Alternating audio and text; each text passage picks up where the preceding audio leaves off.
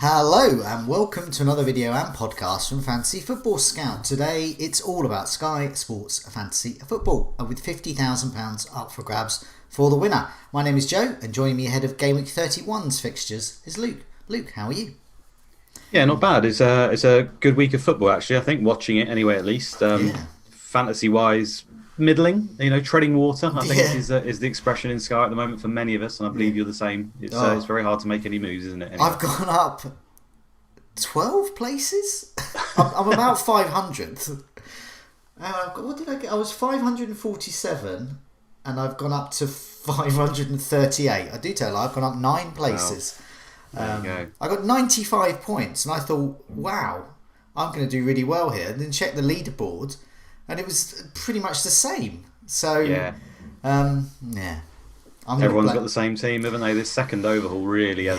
It's what we said at the time. When the second overhaul comes at that point, and everyone wants to pick the best players. Everyone has the same information. The prices are static. We're all going to end up with 8 of the same 11 players. So, and as you say, often it's the same names at the top as well. So those in the top 100, you go through there and you can see the same names appearing every year. And I think that's probably the same in the top 500 these days as well. So the people I'm competing against are probably watching this or watching other podcasts and videos about Sky, and they know what they're doing. And seasoned veterans. So they probably all, like me, took out Lewis Dunk and got Azpilicueta in. If they didn't already have him, exactly. So they joined me in getting absolutely 0 points for my new captain, and in fact, tragic. They joined me in being costing Rafinha's 8 points because I would have captained him, and I didn't even bother looking what Lewis Dunk got. I just hoped it was nothing. I think it was 1 point, but I'm not sure. 1 point. I'm 9 points down. Nevertheless, I've got Azpilicueta, so I'm not feeling too glum about it, and at least I'm moving up the rankings. Well, this season is different to every other Sky season we've had in the fact that we already said around the Christmas period you could look at the table and see that most of the best players historically, if there was such a thing in the Hall of Fame, were already in there, which doesn't usually happen. Usually it's a very much a chase in the last couple of months where finally they'll be there. But because just the way that the league's gone about this season, and obviously the match days and COVID, and I think there's all sorts of factors that have contributed towards it. I think especially having the double game weeks and the fact that Man City had so many games early on, obviously that was your time to take to the advantage to get your main sort of bump in rank. And later in the season, it's a little bit harder. So it's almost had a little bit of a switch around from the end to the middle of where the main points to catch up were. And as a result, now it's very hard to make ground because everyone knows what they're doing in the top 200 as opposed to other seasons where quite a lot won't, and they'll have hardly any transfers. And I always used to be a much more risk-taking manager in Sky, and then in FPL I would be quite steady, but it's completely different in Sky. I'm not taking those maverick moves, and perhaps I should be. It's clearly the only way. So those, for example, who got Pereira in, why would you get Pereiras from West Brom against Chelsea? But if you did, you were doing well on the week. I'd say you were absolutely mad. But I think you make a good point, though. I've made this point before with Sky. I mean, it doesn't matter where you finish at the end of the day because there's no Hall of Fame. There's nothing to sort of hang your hat on and say, this is my record. No one cares. It disappears. In fact, you can make it up after the season's gone. Everyone would believe you. So, to be honest, it's go for it, isn't it? Go for your mini leagues, go for the cash. And if it fails, we will go again in a couple of months. So Yeah, definitely. So I'm just doing as best as I can and hope. But I think I'm going to start making a slightly more maverick moves. But as soon as I do, and as soon as I say it on here, other people might think, I might do that, and maybe I've got that thought from someone else, and there we go. A big haul of mirrors. Let's have a look at the latest Tier 2 Man of the Match stars for the week just going. Man of the Matches, Guita from Crystal Palace, annoyingly. Lingard, KDB, that's interesting. Fabinho from Liverpool. Bruno, good to see Bruno there. Pereira, as we mentioned. Rafinha, I was pleased he got the man of the match, even though I didn't captain him. Kane, obviously very pleased that he got the man of the match. And Ings as well. And passing Tier 2, basically the Man City defenders.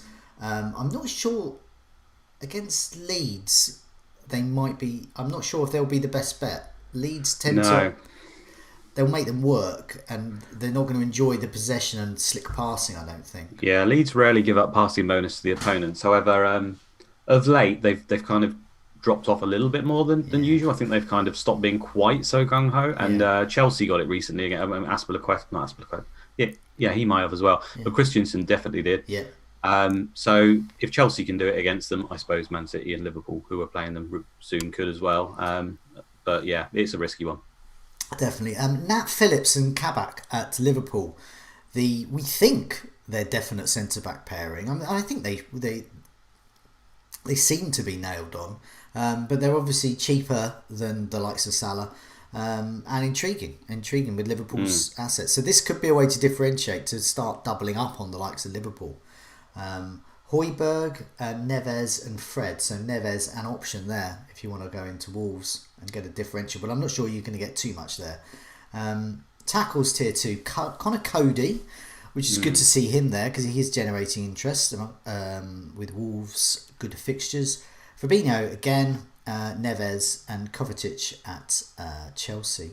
Saves tier 2, Martinez. I'm not moving Martinez. I've got Neto. And I know a lot of people are thinking Martinez to Patricio. Well, that was the move. That was the move. Was it yesterday or the day before? That was the move to do that, wasn't it? Really? If you were going to. But I'm just not. I'm not particularly interested in the Wolves' defence as much as I am. No. Well, in anyone from Wolves. But I'm happy with Neto. I mean, he got five. You got him as well. It's 5 points. I'll take that. And if he can keep chipping away at the points, I'll be happy with that. But Martinez there, he's still working out the saves. They got essentially an extra fixture coming. I was using FPL parlance there, but yeah, they've got an extra fixture coming.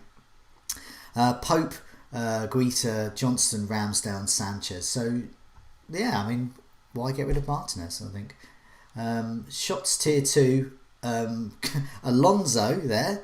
So that's a way of getting. Being different with the Chelsea defence, get the guy that's getting the shots tier 2 at the back, Alonso. Armstrong, Bruno again.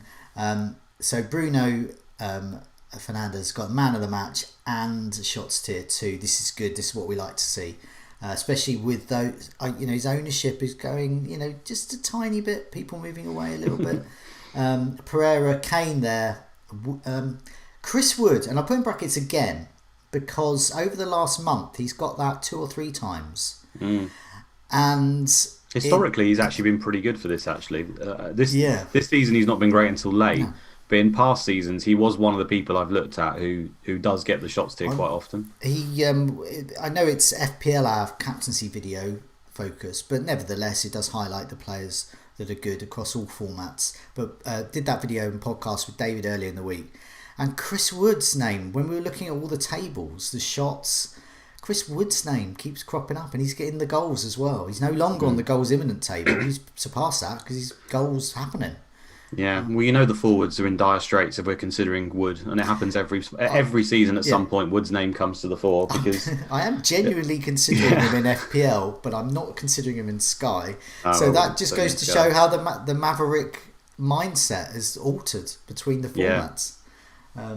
Ings, Richarlison and Mitrovic, not particularly interested in those. Ings possibly on the back burner for me, but yeah, Ings is great, and he has got arguably probably one of the best captain days coming up. But the fixtures after that are just pretty awful, and given he's already been injured at least twice, possibly 3 times this season, then it just seems like you're playing with fire. In a limited transfer games, I just haven't got time for Ings. No. So let's have a look at your team, see where you're at. We've alluded to a lot of these players. So you've got Martinez in goal, Aspilicueta, Stones and Diaz, Antonio, Neto, Fernandes, Rafinha, Kane, Calvert-Lewin and Salah. So, I mean, I got just under 100 points. You must have got broadly that as well. Yeah, I got 94 points, which, it was okay. When you were listing the man of the match people there's obviously a lot of popular names, but the problem is everyone's got them. So Rafinha, Kane, Bruno, I've got them, virtually everyone else has. I did the popular captain route of Aspilicueta was my captain for one of them. Kane was my captain for the other, which outscored Bruno, but not by too much. And then Neto was my captain for the Wolves game. Was he? Actually, was he not? I can't remember who was my captain. No, Calvert-Lewin, sorry, was my captain, who did nothing. Yeah. Yeah, so it wasn't great. The captains could have been better. But overall, I was pretty happy with my team. My biggest problems really moving forward are obviously Antonio now, who is injured. And you just mentioned that with Ings. I think Antonio has now cost me about 4 or 5 transfers in total throughout the season. Yeah. Such is my love and faith. And even in that period, I have held off when I've wanted to get him as well for certain amounts of time. And he's been fine when he's in my team. You know, he's not been amazing, but he has been pretty good. But it's just not worth the transfer costage. No. It's just ridiculous. I mean, if I'd have just sat in, you know, any defender really there in his place who would just rack up a few points, it'd probably be better. So he's my main issue, along with Stones, who's obviously just not playing games. So played in midweek in the Champions League.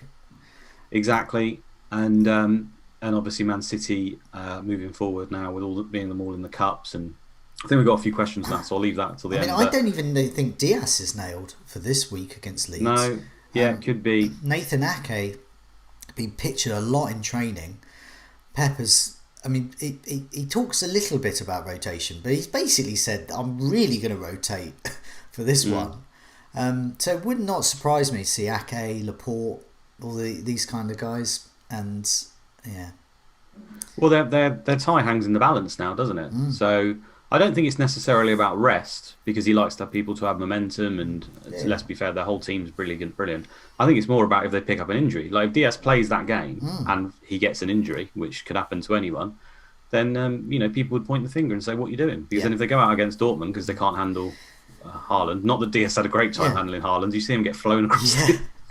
Well, he was sort of, I mean, Guardiola was saying, was sort of, I think he was quite critical of Cancelo. And when he brought Jesus on, his indication was that he himself hadn't got the tactics quite right, and Jesus would have been perhaps a better bet for him rather than Cancelo doing some of that, trying to do that. This is Pep in the Champions League. He often tries different things, doesn't he? And then at least this time he's kind of said that maybe he got it a little bit wrong in the past. He's clearly got it wrong on the evidence, but didn't really come out and say so, I suggest. It makes me wonder that Cancelo could actually be one that plays, if anyone's still got him.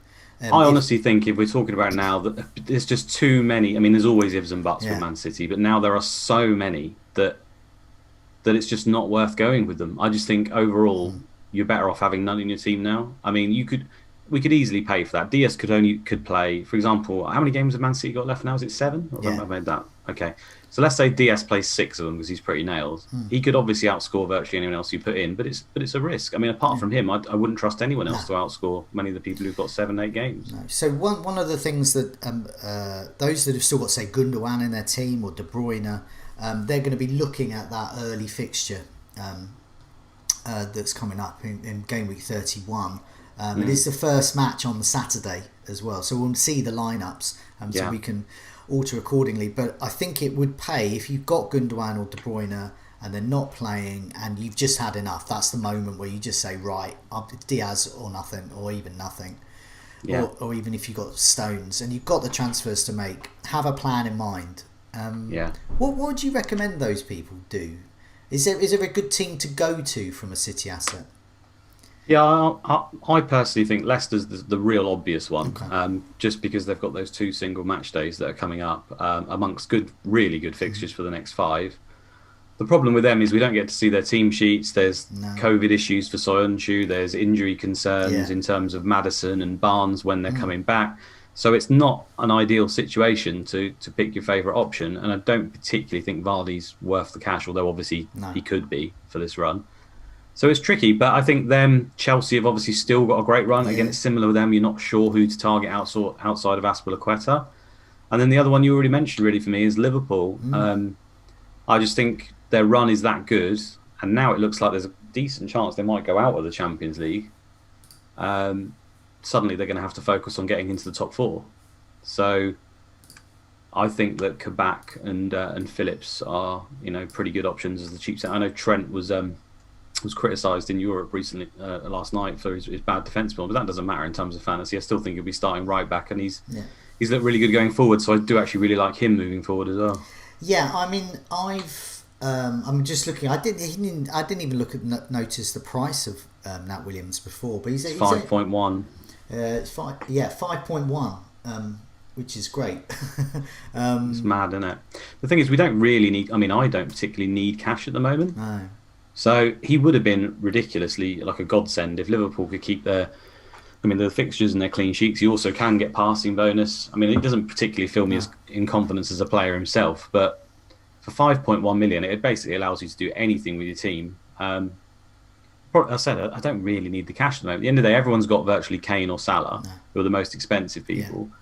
The defenders of the likes of Aspilicueta, Stones and Diaz, etc., are cheaper than they've ever been in the game, so you don't need to go right to that top level of premium defenders. Yeah.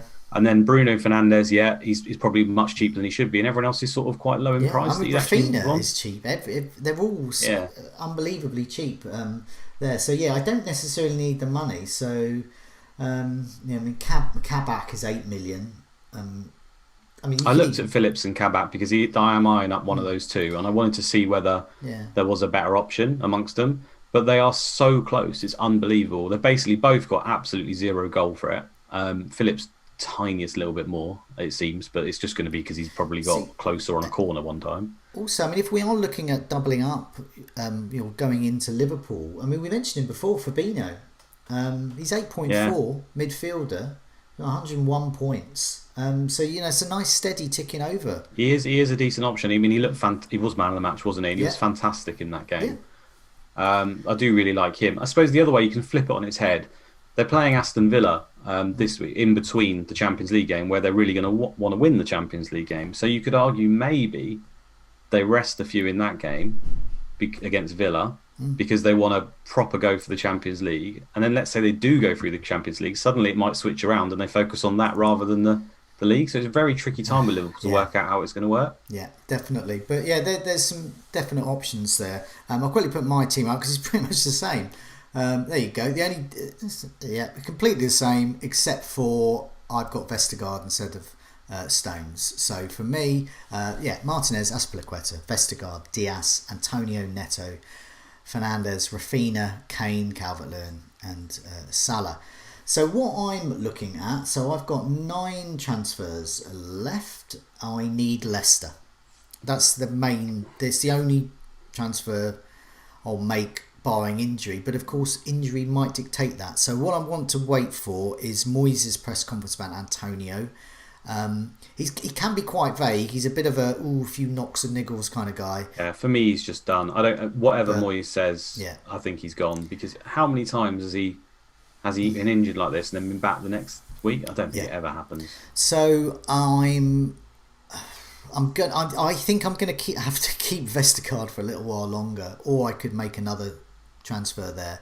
But Antonio to Maddison is something I'm very much considering rather than to Fofana, because Sionchu's the one we want, but he's got COVID, so he's had a positive test for COVID. So I don't know what kind of Sionchu's going to emerge from that. It could have some horrible long COVID thing and it take months. It could be a few weeks. It could be back in about. I remember Salah had it and he was back firing after about a week. Whereas St Maxim seemed to be affected quite badly. And I think Havertz was the same. So I don't know what's going to emerge from that. Fofana. So if they revert to 4 at the back, Fofana's likely to be the one missing out, which would be harsh. They might stick with 3 at the back. Basically, question marks. In a limited transfer game, I don't want them. Whereas Maddison, he's a sexy pick, and he's just more interesting. If you remember, I actually went Maddison before the overhaul, a month before it, and he was great for me. He was one of the reasons why I started jumping so high alongside a load of City players. Is I had Maddison, who was a differential, and he was doing very well. And even after overhaul, when I cut him, he did very well for the next few games as well. So I was kind of annoyed that I did cut him. Yeah. I think he's great. It's just like you say, at the moment, there's so much uncertainty around what's going to happen with Leicester. And this is obviously pre us hearing any news from the Leicester press conference. But you nailed it there for me. For me, the 2 best options would be Maddison and Soyuncu.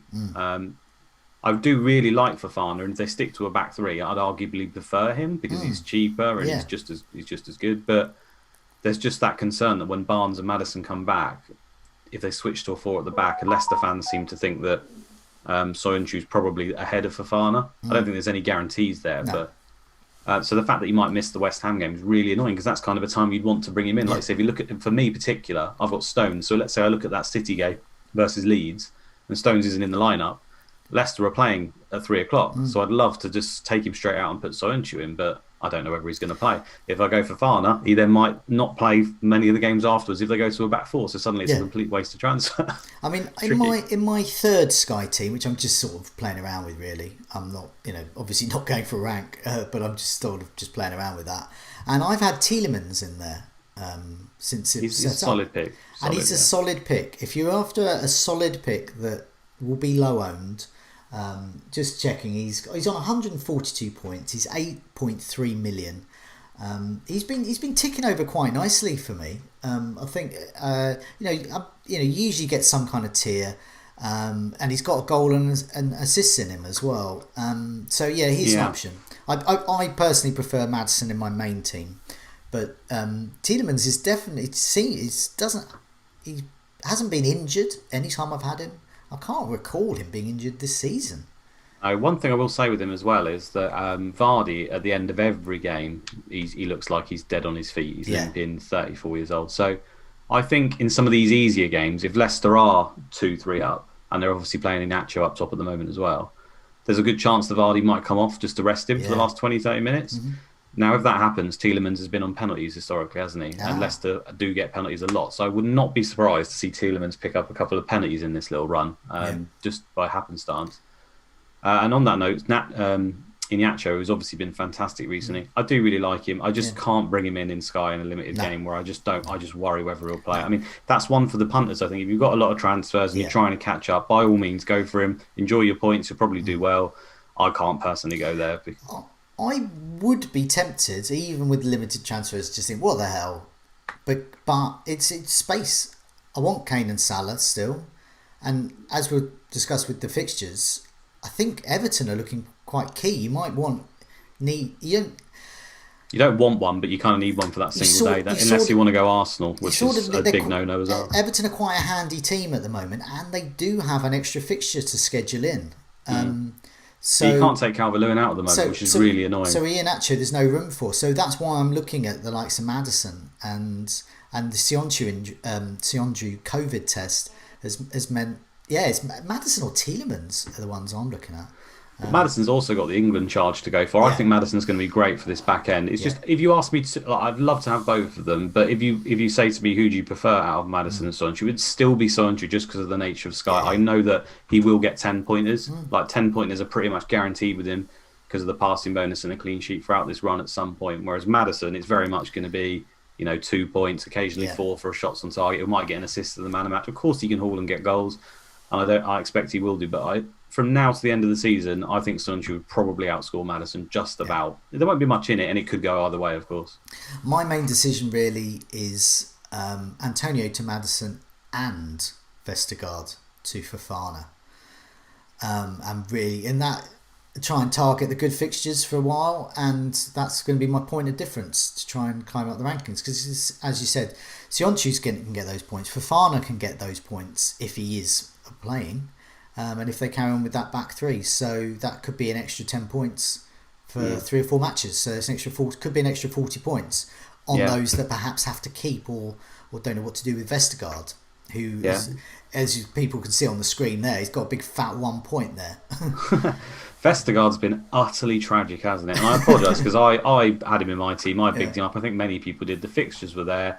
I think it's just we went on this narrative that when Vestergaard came back, Southampton would revert to the excellent team that they were before, keeping clean sheets. He was hitting passing tiers. I mean, the thing with Vestergaard is goal threat's there as well, as we know, and that's still there. I mean, I still believe he's going to score before the season's out. I think it's almost impossible he won't. But the main thing, really, aside from them just shipping goals all over the place, is the fact that he hasn't been hitting the passing tiers either. So it's just not worth it when that's not happening. So that's it, really. At the end of the day, it's just unfortunate. I mean, sometimes a player comes into a team or comes back, like you could say Diaz comes into Man City or Van Dijk comes into Liverpool, and suddenly their defence is just like amazing because that one player's come back that makes all the difference to the defence. So I don't think you can beat yourself up by thinking Vestergaard coming into the Southampton team would have changed them defensively. No. It just hasn't happened. No. So, and also, as you said, the fixtures, I'm just not that interested in Southampton. Let's have a look at the Game Week 31 fixtures, because we do have some other fixtures announced for the rest of April to bear in mind, which we can touch on. But for Game Week 31, looking at the captaincy, well, Friday, we've got Fulham against Wolves. So a lot of people are thinking Wolves there. You and I have Neto. We've gone down that route. I'm personally quite happy with that. Other people have possibly already got Patricio in. They might be thinking I need a Wolves attacker. But I think if I didn't have a Wolves player now and I was on quite much fewer transfers, I'd just probably sack this one off. I think I'm probably with you. I mean, Wolves games are so great.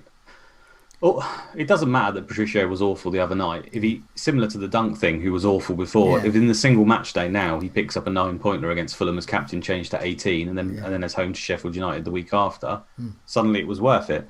So I don't begrudge people doing it. For me, I do not want to touch Wolves' defence because I don't trust them. Although they did pick up passing and tackling, I think Cody did, as you mentioned last week. They don't usually, and I don't like touch defenders who don't. So that all led me to it's Neto or no one. So I decided to go Neto. Yeah. And again, he played brilliant. He's in that mould of midfielders that can pick up 2 points just even when they play brilliant. He looks like their best player. Yeah, but he just seems to find a way of always getting a tiny little bit of a return. If it's a shot bonus, an assist or something, he's just got that gift. So. Yeah.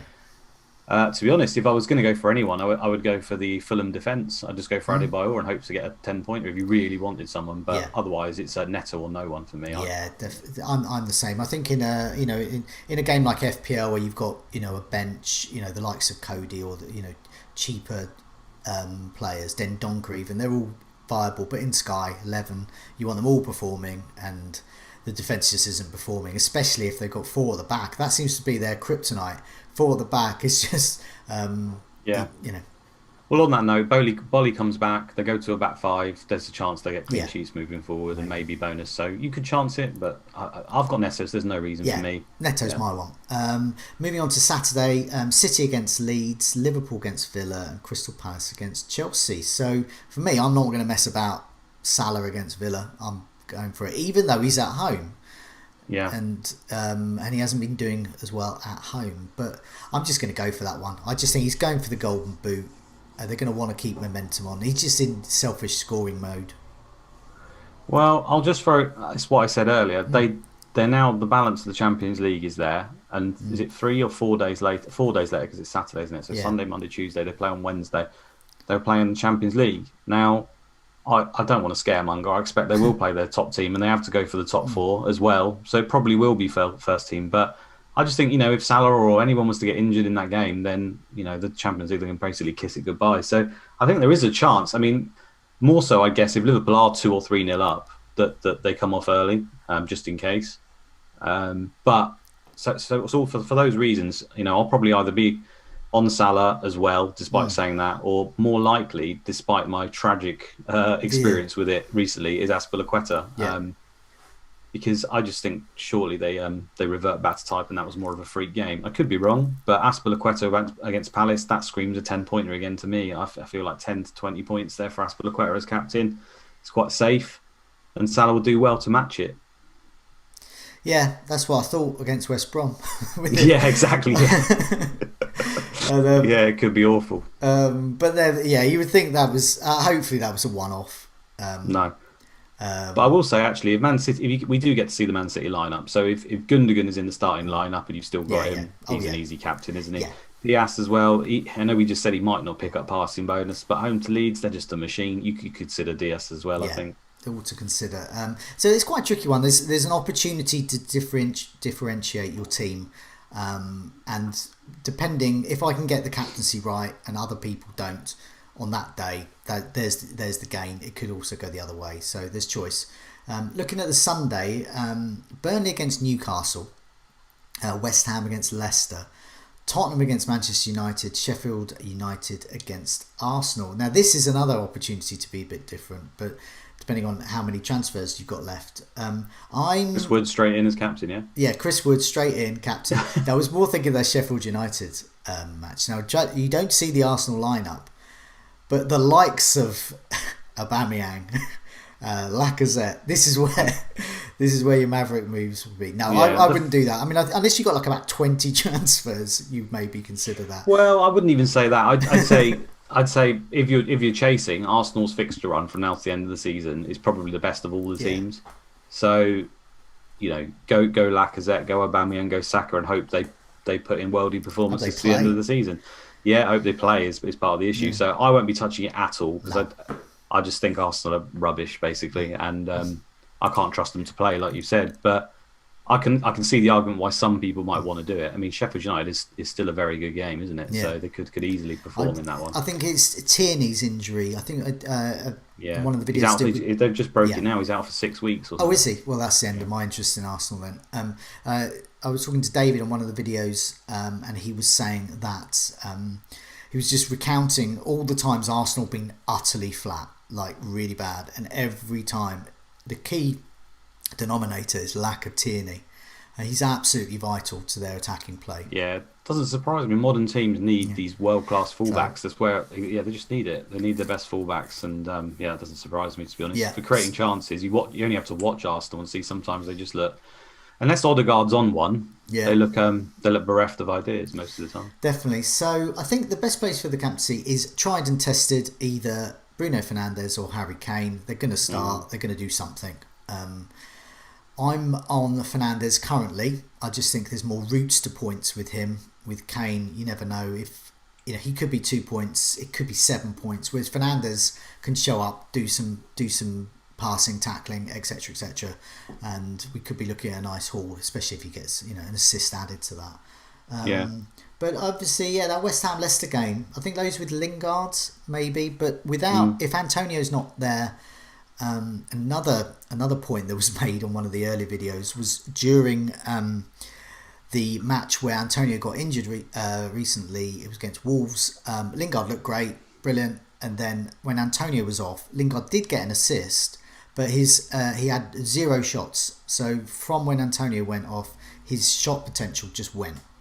Yeah. And so the theory is that Antonio is required for Lingard to do his stuff. I'll tell you what was really annoying about that Antonio thing for me is it was probably only that last match in those first 30 minutes that you thought he actually looked back to how he actually can be. He looked really good in those first 30 minutes, and then he gets the injury. So that's really frustrating. But Lingard, I think he's still probably a good option just because he's so cheap. Midfielders are pretty crap in this game, and he's a good one. So I do like it, but I wouldn't be captaining him at home to Leicester. Leicester are a much better team than some of the teams have been playing recently as well for me. I'm thinking I'm probably going to be getting Maddison in, and that's a decision I have to make if I want to climb up the rankings. Yeah, it's just because it's first game back from injury. I wouldn't suspect he sees 90 minutes. It's Kane or Bruno for me all day in this game, and I hear what you're saying. Kane's actually probably only got not that many hauls actually. Totally, he's quite consistent, but haul-wise, it's not been anything super special. It's a little bit better in Sky than it is in FPL because he does pick up those shots tiers and stuff. But you're right, Bruno is probably the best pick on this day, despite Kane just scoring 2 against Newcastle. It might turn people's heads, but I expect Spurs will sit pretty deep in this game. Man United will be probably on the front foot for most of it, and it's just whether Kane gets those breakaway chances to score or a pet. I'm still undecided who I'll go for in that game, to be honest. I think Bruno is probably the safest pick, but I might chance Kane just because he's Kane, basically. Yeah. I mean, that's the opportunity to be different as well from all of those Fernandes captainers. And then we move on to Monday. West Brom against Southampton, Brighton against Everton. I've got Calvert-Lewin, I've got Vestergaard. I hate both of them, but I hate Calvert-Lewin marginally less. So he's going to be my captain on those days. Some people might have a Brighton player knocking around. If you've got actually thinking of that, some people might have Dunk still. If you had him, I'd be tempted to do that. I would think as well. Yeah, I've got Calvert-Lewin; he'll be my captain. But I'm not expecting too much there. I mean, even if he manages to get 1 goal, maybe that seems about his ceiling at the moment. It's just a bad bait. That one, if you were one of the few that had Pereira in for his big haul last week, I think Pereira against Southampton, why not? Southampton defence is very bad. That is, I would definitely do that if I had Pereira, but I don't have Pereira, so I'm not one of those lucky ones. Well, this is what I was saying earlier about Danny Ings. This is the day I meant. If you look at the lineup and Danny Ings is in it, and you want to try something different, he's a player who can get a hat trick, isn't he? So that could be one of these ones that just suddenly shoots you up 60 points. he get 15, 20 points and then you captain him or whatever, and no one else will have him at all around you, and you will fly. Like, you just have to get lucky that happens, and he's capable. I mean, they looked a lot better recently, Southampton, at least defensively. So maybe, but again, it's not for anyone who's not chasing. No. So let's have a look at some community questions. So I put something up today. So a few people have responded. Thank you for that.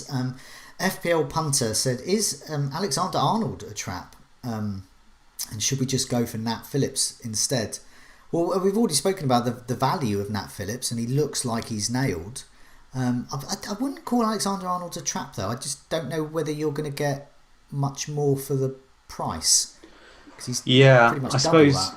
If you ignore the price and you say that doesn't mean anything because you might not need it, I'd still be tempted to go with Trent, despite me normally favouring the passing centre-backs, just because it's so much more exciting to me. I feel like Nat Phillips and Kabak, although they have been picking up passing, if you actually look at their history, they don't always pick up passing.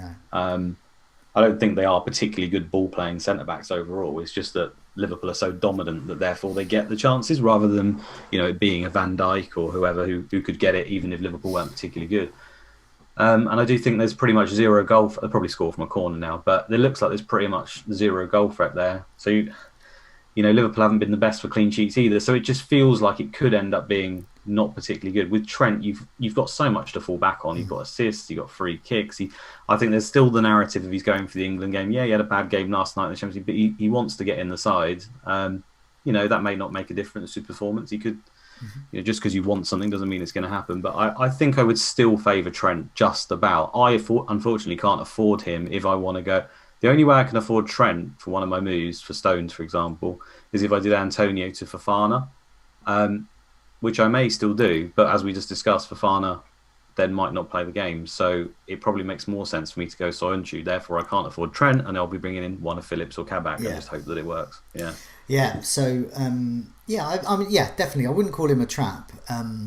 No, I think he'll be good. I think he'll be good. I'm on a wild card in FPL at the moment, and one of the things I can't do is get Alexander-Arnold in. I've tried many permutations. Whereas in Sky, I'm going to start looking around for that because it's possible. I'm just thinking in terms of finding someone that's different. And if Liverpool get a clean sheet, he is their most creative threat. I think it was 11 chances created in the last 4. So there is that opportunity. There is that opportunity to get that 10 extra points or so. Yeah, if you could say to me now that Kabak or Phillips will get passing bonus in every single game, I'd say go with them because it's a free assist. But Trent, let's not forget, can also get passing bonus. He has done it a few times, and he has that extra threat. And it's only because I don't believe those centre-backs will always get passing bonus that I would say favour Trent slightly. Otherwise, it would be the centre-back I'd go for. Liam Dorian, who is the current, the reigning Sky FF champion, his thoughts on going without a Man City player, he asked, for the remainder of the season.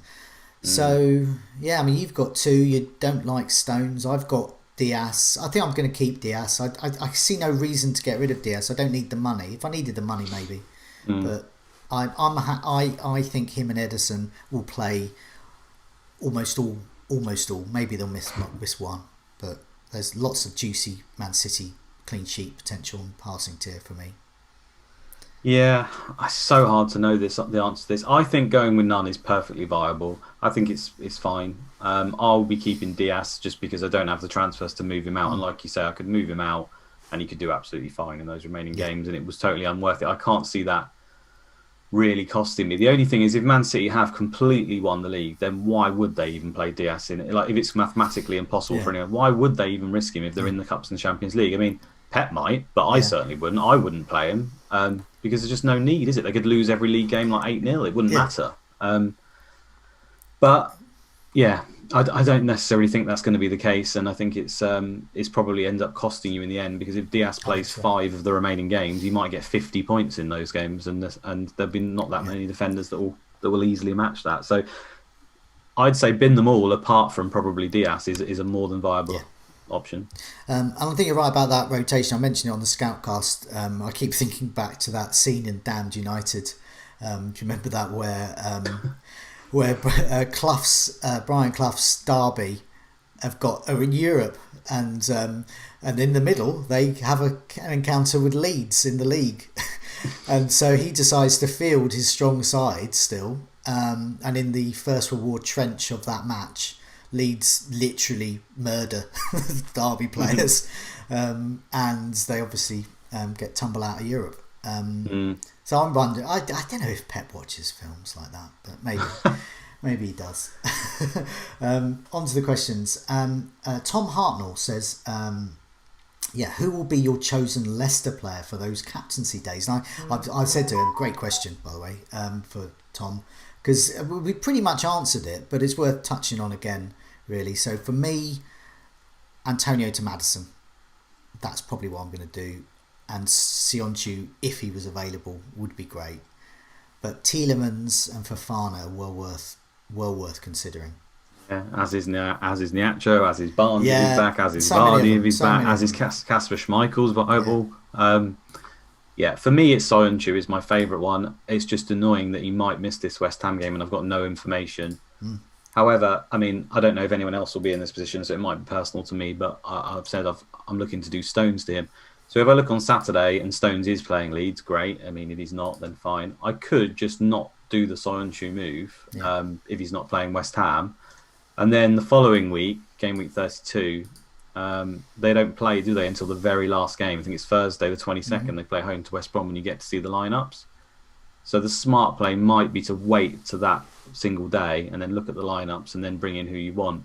And as I said, I think Soyuncu probably just favours it. So I could look at it as, Maddison, first game back from injury against West Ham, he might only get 70 minutes. So am I willing to forego 70 minutes and then get my preferred option? Yeah. It might make sense. Or do you just go straight in there with a Maddison? And that's a debate. So it's definitely one of those two. And I think that's just down to how much of a risk you want to take, really. Yeah, and they've got a good run of fixtures. It tails off a bit towards the end, but in May we'll have. I don't particularly want to use a lot of transfers at the moment because in May we don't know what we're going into. There could be single days, couldn't there? And there's chances are there's going to be a number of single days as well because there's matches to rearrange, which is why I'm keeping the likes of Calvert-Lewin, who has another match to rearrange, and why I'm keeping Martinez as well because Villa have got another match to rearrange. And and on that note, I think you're right with the Maddison thing. When the games do get a bit rough for the last three weeks, I mean Leicester, they'll probably still be fighting for top four, but clean sheets might be hard to come by with those harder games, and therefore, and Maddison still will be pushing for that league, and so Maddison might end up picking up in the harder games more than you expect, maybe. Yeah, definitely. I think we've covered a lot of ground here, so hopefully we've covered a lot of your key questions there. Before we go, just a quick reminder: the Fantasy Football Scout members area full of useful stats and information for Sky managers and FPL managers alike. So do check out the website for details. Also, if you've enjoyed this episode, just press like, and also remember to subscribe wherever you hear your Sky podcasts, and also remember to subscribe to our YouTube channel, a Fantasy Football Scout. But in the meantime, Luke, thanks so much for joining me, and good luck with your game week in Sky. Cheers, mate. Same to you, and see you on the next one.